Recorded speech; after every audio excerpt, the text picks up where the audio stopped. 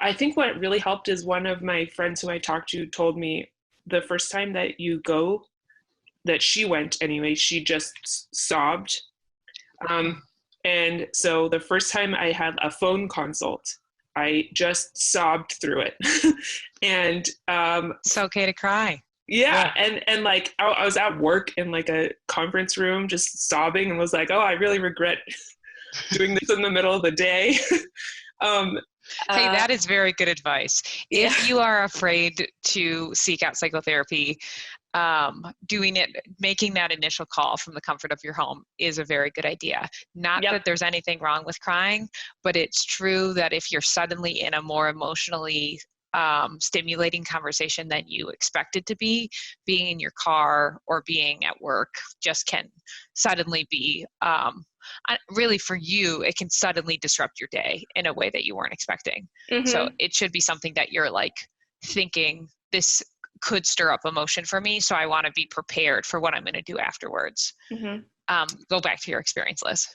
I think that talking to other people about it too, the more that we've worked together, like being able to speak what it is that's making me feel the shame, and I think that's where the self-criticism came from, kind of the same place. So without doing it super consciously, I think probably that is how I defeated the self-criticism, was by speaking it out loud to those people in my life who I knew would understand.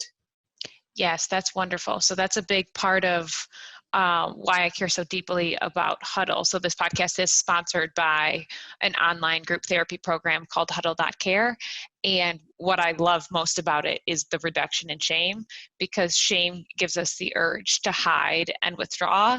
And we can't prevent ourselves from feeling shame, but we can overcome shame by sharing it. So Mm-hmm. you're giving many examples of noticing that you were feeling shame. Maybe you didn't have the word for that at that time, but you basically noticed a should, and then you shared it with other people, and eventually it came down and Mm-hmm. doesn't bother you as much, which is great to hear. Thank you for that example. Can you say what was most helpful for you in the beginning of psychotherapy? Yeah. I thought that I would come in and that it would be, I would go like 8 times and I would learn some tactics that would stop me from feeling anxious. Um, and That's not my, what you did? nope. Tell us more. I was, I was like, I came in and I was like, oh, here's some tactics that I have. One includes singing loudly in my head so I don't have any thoughts when I'm in the shower. And so that turned out wasn't helping me. And so I think the first thing that really helped was kind of almost learning about like the biological cues, Mhm. and predispositions, and then kind of I had a slow but important mindset shift in which I learned in the first couple 1 or 2 sessions that I was in fact never going to not feel anxious, and that wasn't the goal.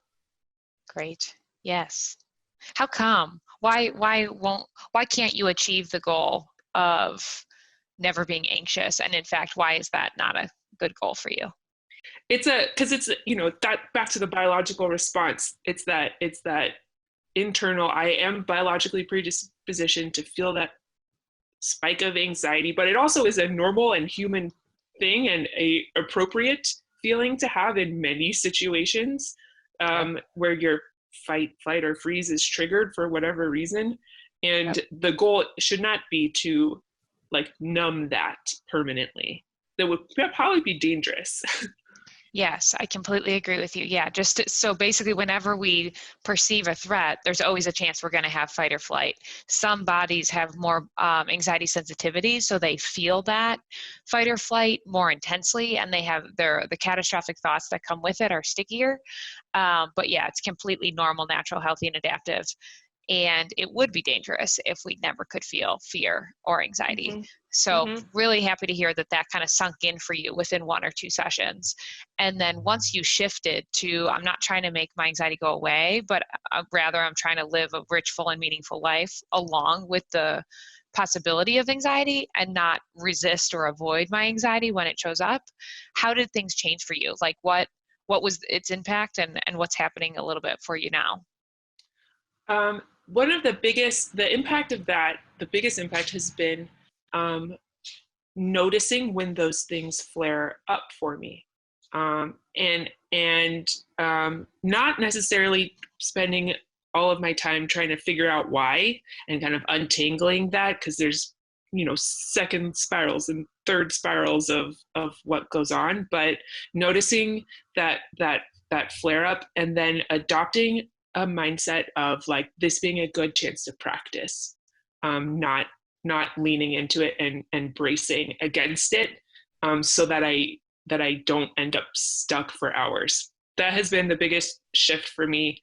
And apps like the Anxiety Challenger app have really helped.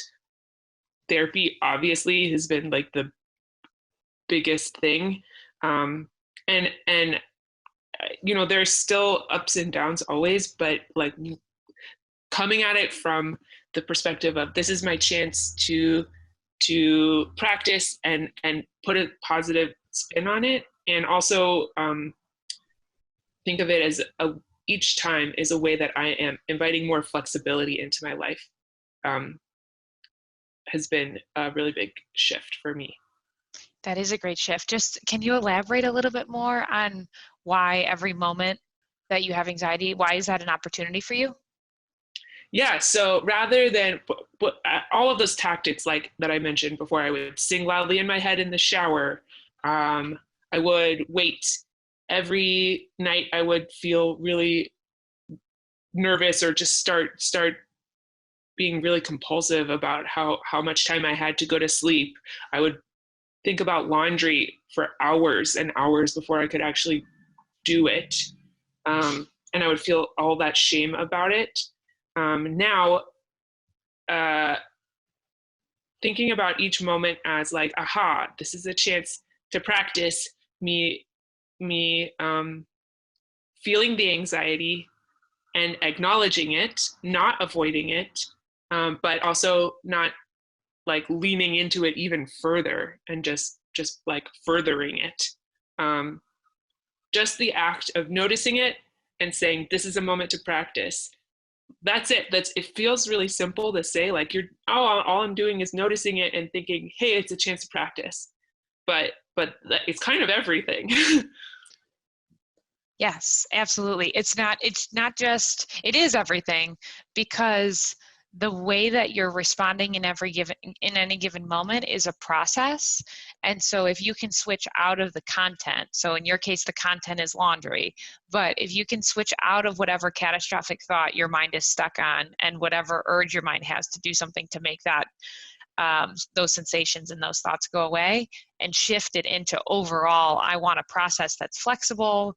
I want a process that's observational, it's curious, it's compassionate, it's courageous. All these other attributes that make your internal experience more likely to be, I guess, rich, full, and meaningful. Like not always happy, not always joyful, but basically, if you're not fighting against sadness, you're not fighting against anxiety or any other unpleasant feeling or sensation, you just have more time where there's variability in your internal experience, and then it feels more free to you, flexible to you. And so I completely agree with you that if you see any moment where you're stuck as a moment that you get to practice the new strategy and the new process, then not only does it make that moment into something that you can see as a challenge and you don't like resist against it and kind of hate yourself for having it, but everything ties together and feels very meaningful.